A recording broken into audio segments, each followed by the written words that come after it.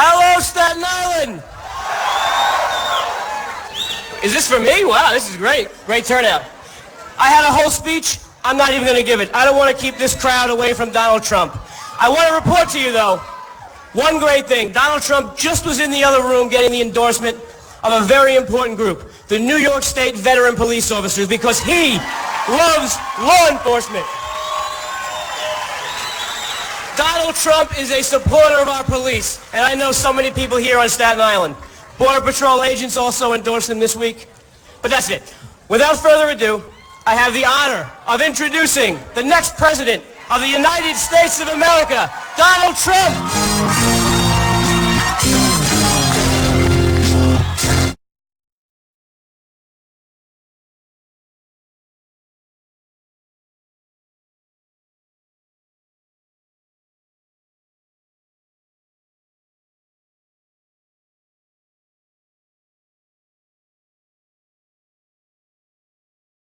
Oh, boy.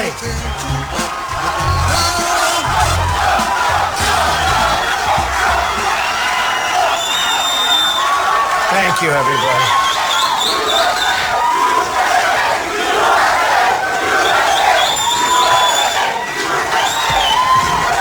No place like Staten Island, let's face it.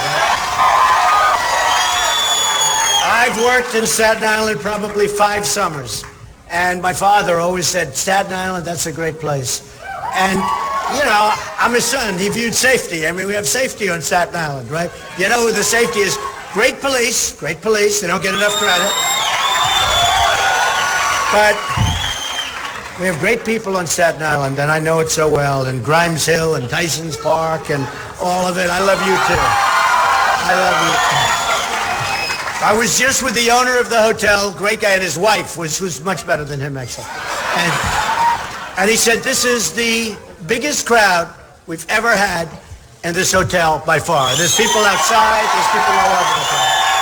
So that's a tribute. That's a tribute to the folks that put on the dinner. That's a tribute. And Joe, where's Joe? I want to thank you, Joe. Great job. Great job.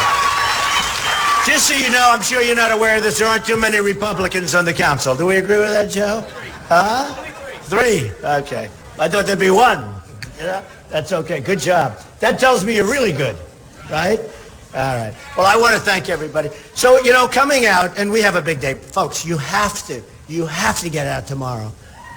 And tomorrow, tomorrow you're going to do the following. You're going to get people, right? And then Tuesday, you're going to take all of those people you get, and we're going to have a landslide victory, and we're going to make America great again. We're going to make America great again. So, tomorrow, get everybody you can, and Tuesday, get them all together and get down, because I'll tell you what, we have something now. You know what's an honor? Here's what's an honor. That we have 1,700 people, and that's only because of the walls. Hey, get the owner to build a larger hotel. Come here. Owner, build a larger room. We want this room expanded next year, okay? But what's a great honor is, look at you. Nobody's sitting down. No, not one person is sitting down, so sit down. Go ahead. Now, how many times, I mean, if Lion Ted Cruz came here, you would never stand up like that, I can tell you. Who, by the way, hates New York.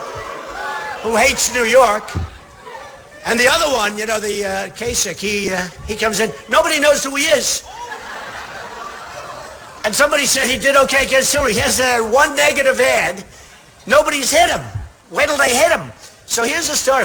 And we just came out, a great Fox poll just came out yesterday on me and Hillary. I love this poll. Let me tell you, the one person she doesn't want to run against. You know that. Who?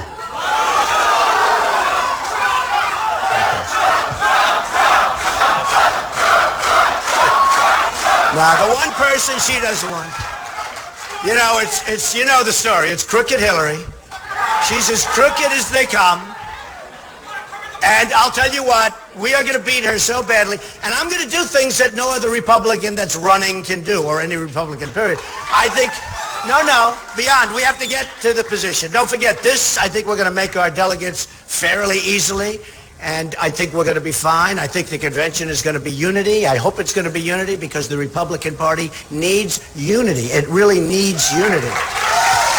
But when I get the nomination, we're going to come together and we're going to win New York. And if we win New York, no other person can do. You won't see. If it weren't me, it's going to be. If it weren't me, you would never see any candidate even come to New York and spend time in New York, because there's zero chance that anybody can win New York for many, many years.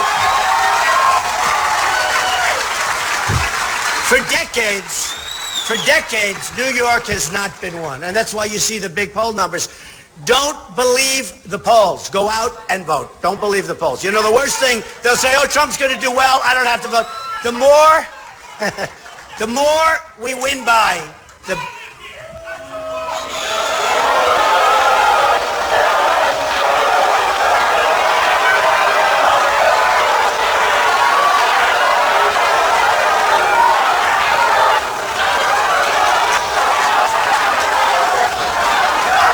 Let me tell you.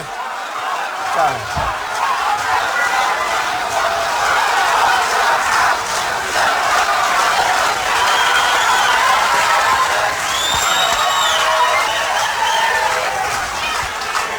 That guy's a professional agitator. No, it's true. The safest place to be anywhere is at a New York rally. It's true. A New York rally headed by Trump is the safest place you can be. There's love in the room. There's love in the room. I was up yesterday, and I've been all over the state. I was in Syracuse. I've been all over.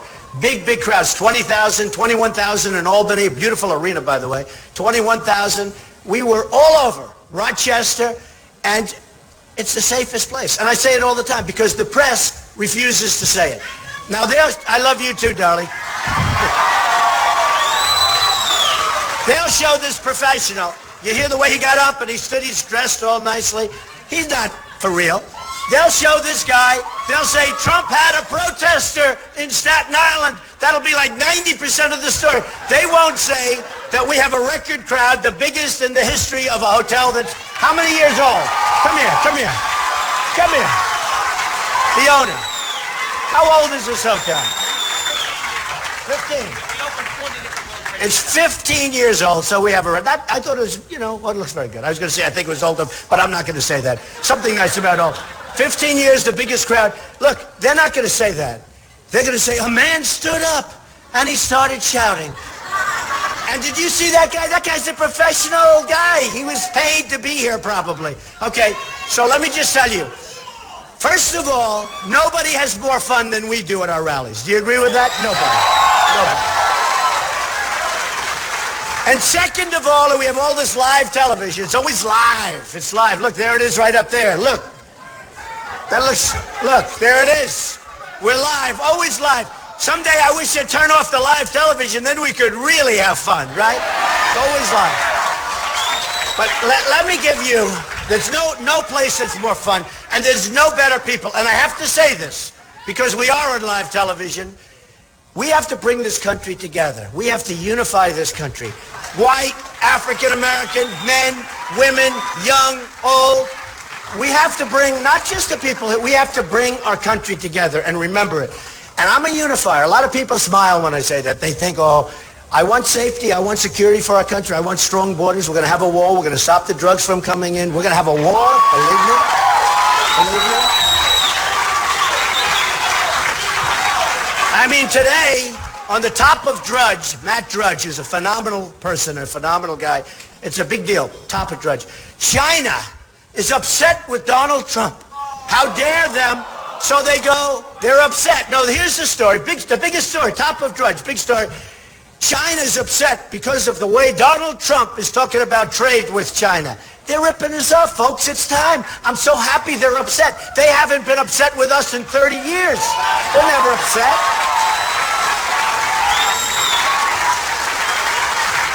I mean, we have a trade deficit with China of $500 billion a year, okay?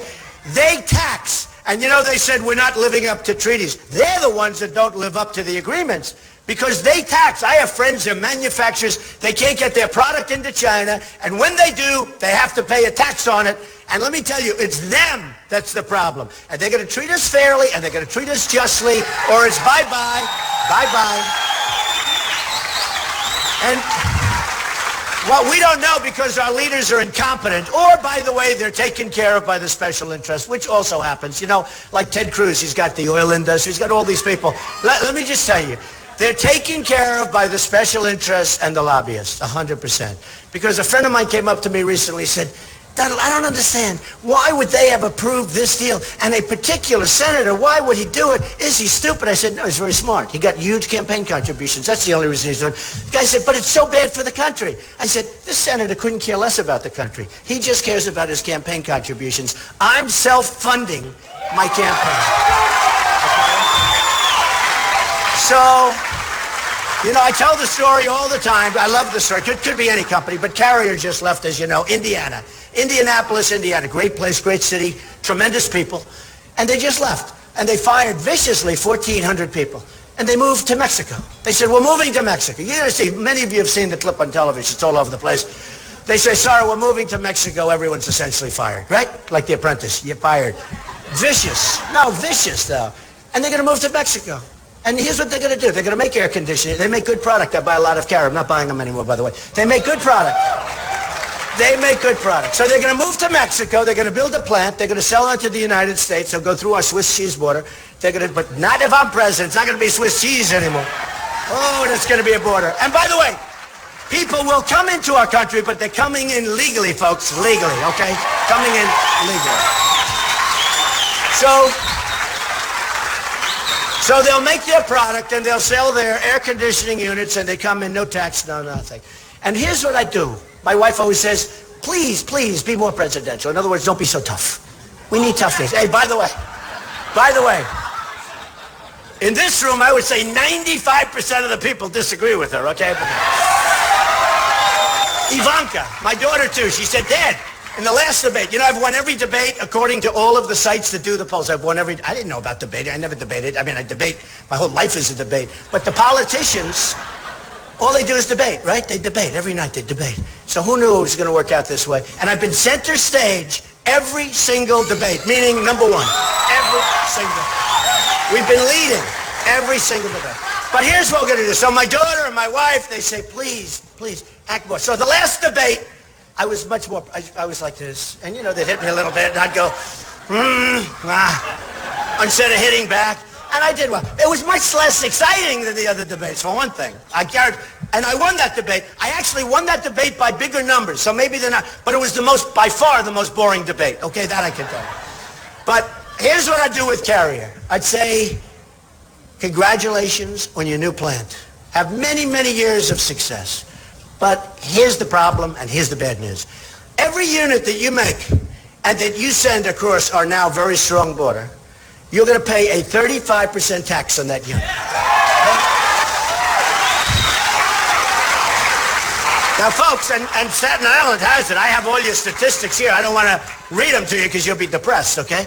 But I say that. And you know what's going to happen? They're going to call, and they're going to have lobbyists call me. They didn't give me any money. I've turned down, I'll bet you, if I wanted to, I would have raised at least $500 million. You know, Bush, Jeb, he had the biggest one. No, Jeb had $148 million. Think of it. We go to New Hampshire. Jeb was expected to win New Hampshire big, right?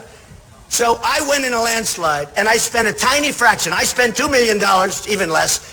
And he spent many, many, many times that. And I said to myself, who do we want? Same thing, South Carolina. I spend a very little. Everyone else spends. Cruz was supposed to win there. He got killed there. Remember, Cruz was going to win. That was his wall, they said. That was his wall. Lion Ted was supposed to win South Carolina. I won in a landslide. But here's the beautiful thing. We're New Yorkers. We're smart. We have New York values. And let me tell you, the country respects these values. Because who would you rather have? The person that came in number one and has spent less than anybody else by far, or the person that's down at the bottom of the pack and spent more money than anybody else by far, okay? So,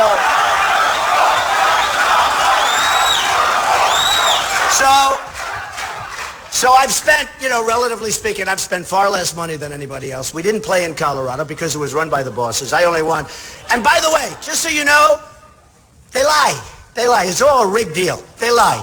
They lie. Let me tell you, they said we didn't change anything. Well, they did. I announced in June. I then heard that Colorado, I was going to win big, like I did in Florida. I won big in Florida, landslide. So it was a landslide. But I heard that we were going to win big. We did some internal stuff. We're going to win Colorado big. Okay, so it's June. We're doing well all over. Almost from the beginning, we've been number one, right? Almost like it took a couple of weeks to get the message out. But once the message was out, which is jobs, trade, strong military, take care of our vets, get rid of Obamacare, and replace it with something great. Take care of our Second Amendment, which is under siege. We're going to take care of it. Terminate totally Common Core, bring education locally back to Staten Island. So once they heard the message, I mean, it was over. I mean, it was over. And I can only tell you this, nobody can beat my message. And remember, so importantly, when I watched Lion Ted the other night say, we will bring jobs back, and we will strengthen our border, and we will build a wall. He said, a wall. I said, where did that come from? Where did it come from? All of a sudden, he's talking about a wall. He told me 6 months ago, you'll never build a wall. And by the way, Mexico's going to pay for the wall. They all came up, 100%. 100%. Mexico's going to pay for the wall 100%. Now, here's the story. Here's the story. We have a trade deficit with, and I love Mexico. I love the Mexican people. I love the Hispanic people. I'm winning in the polls in Nevada. I won tremendous Hispanic population. I was number one in the polls with Hispanics by far because they know I'm going to bring jobs back to this country. So what happens is I see these people, and now they're copying me. They're copying me on so many things. Remember I said, keep the oil. We should have never gone to Iraq. I never wanted to go to Iraq. I was against it from the beginning. They should have never gone, but now you're there. We're leaving. I said, keep the oil from everybody. Keep the oil. They didn't do it. So now who has the oil? ISIS has the oil. Iran is going to have the oil after that horrible deal, that grossly incompetent deal made with Iran. The best deal they made is we handed them Iraq on a silver platter. The second largest oil reserves and the most beautiful oil there is, by the way. Phenomenal quality oil. We gave them Iraq. They've been fighting forever to try, but yet two military powers the same. We gave them Iraq. So we're not going to be the stupid people anymore, folks. We're going to start winning again. We don't win. We never win. We never, ever win. When was the last time you saw a victory for that? We don't win on trade. We don't win for our vets. Our military is being decimated with cuts and everything else at a time when we most need our military than ever before. I mean, we have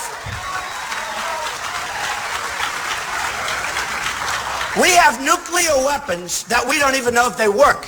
And I wouldn't say this except stupidly, they allowed this to go on 60 Minutes, a big television program, where they talk about telephone systems that are 40 years old and the wires they can hardly hear on the other side. This is what we have. Russia is upgrading their nuclear capacity and capability, and we do nothing, and we have stuff that's so old and so rotted that we don't even know if it works. It's going to be a whole different ballgame, folks. It's going to be a whole different ballgame.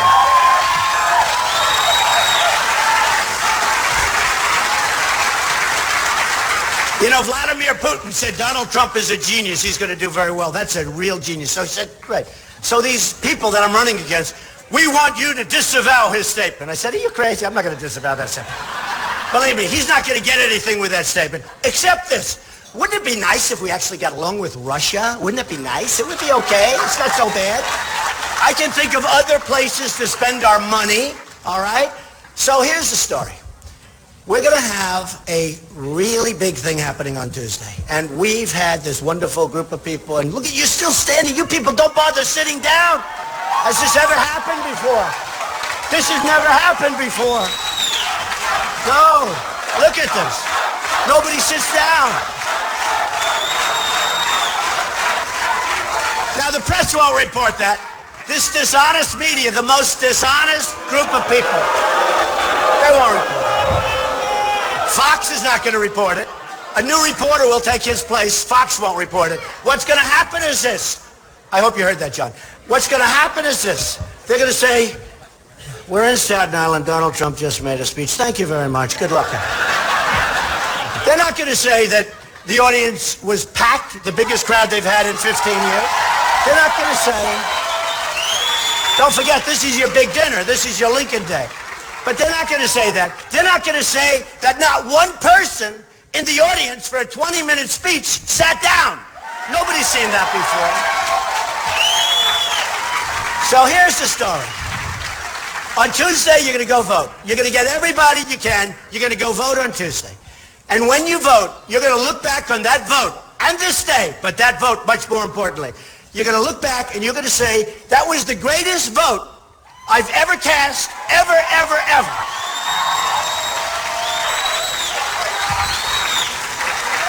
You'll be thinking about it in 2 years, in 4 years. Don't worry, we'll get things going fast. And you have to look at my answer, my response to China.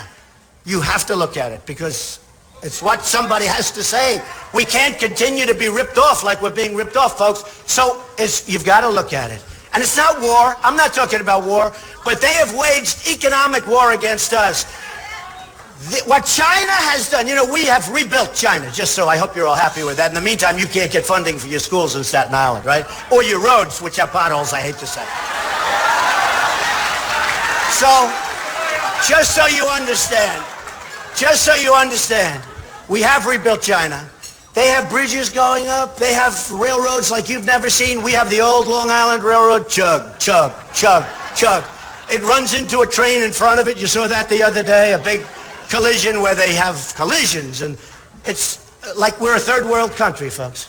Not going to happen anymore. They have trains that go 250 miles an hour. We have all stuff. So thank you, honey. So here's the story.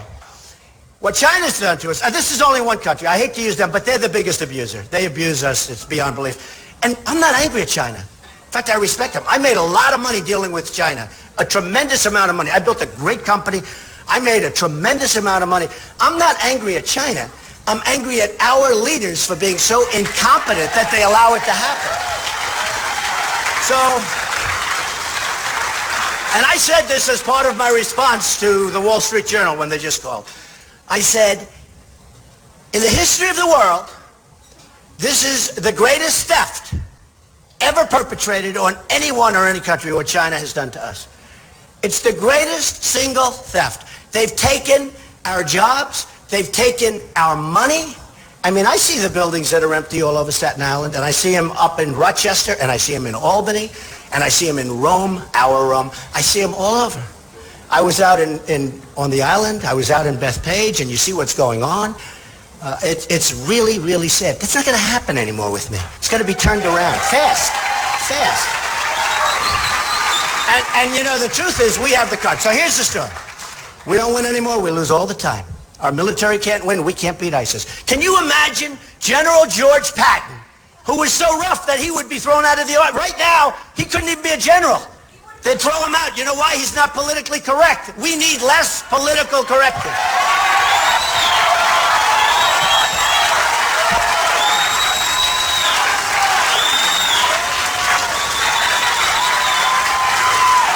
Somebody told me that General Patton, on occasion, you know, his soldiers would die for him. General MacArthur, Douglas MacArthur, also great. But General Patton was such a rough guy, he would, on occasion, slap his soldiers. He would slap them. Really, in the face, slap them. If that ever happened today, they'd put him in jail for the rest of his life, maybe give him the electric chair, right? It's a whole different, right, Father? Look, I'm looking at the father. Even the father's smiling at me. Because he understands what I'm saying. Now, we need our great leaders. We have to fight. We have to fight. You know, we have to stop the oil. And I said, because ISIS is making their money. Libya, which was a pure Hillary Clinton deal, all right? No, pure. So ISIS has now taken over Libya, and they've taken over the oil, and they're selling all Libyan oil, and we don't do blockades. We don't do anything. We're run. How about when they take the oil, how about the truckers we send down leaflets. We will bomb your truck. Please remove yourself from the truck. In 1 hour, we will start bombing your truck. Do you believe this? Then I also heard, but this must be a joke, I also heard the reason we're not doing big damage to the oil fields is because environmental protection. They don't want to do it because of no. And at first I said they're kidding, but now I heard that's really true. It's like a strategy. They don't want to create an environmental problem. Can you believe this? This is it. Tell that to George Patton. Tell that to George Washington, okay? Tell it to anybody. They would look back. They would say, what is going on with our great, great country? What is going on? So we're going to make America great again. Ready? We're going to start winning again. We're going to win with our military. We're going to win for our vets. We're going to win on our borders. We're going to build the wall. We're going to win on our borders. We're going to win with trade. We're going to go from the worst deals ever made to great, great trade deals. We're going to bring our economy back and our jobs back. To Staten Island, too. We're going to win on education. We're going to win on the Second Amendment. And we are going to win on health care. We're going to win so much. And I do this, and I kid with it, and I have fun with it, but it's true. We're going to win so much. We're going to win, win, win. You people are going to get so tired of winning. You're going to say, please, Mr. President, let's have a couple of losses. And I'm going to say, no way. We're going to keep winning, and we're going to make America great again. Thank you, Staten Island. I love you, Staten Island. Thank you. Thank you. Thank you. Get out and vote. Tuesday, get out and vote.